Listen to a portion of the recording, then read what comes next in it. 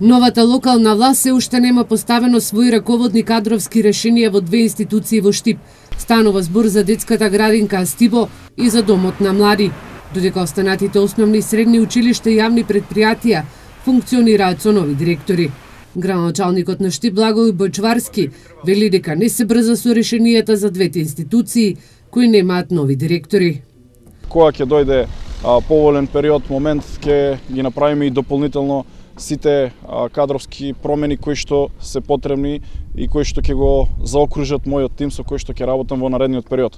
Но не брзаме, сакаме да бидеме сигурни во нашите постапки кои што ги правиме и затоа во наредниот период кога ќе носиме одлуки ќе ви информираме благовремено. Централната власт се уште нема поставено и нови директори во двете државни средни училишта во Штип. Станува збор за музичкото училиште Сергеј Михајлов и за средното училиште за специјално образование и воспитание Искра.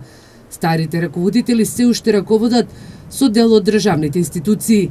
Штипскиот градоначалник Бојчварски забележа дека финансиската состојба во општината и во јавните предпријатија се стабилизира.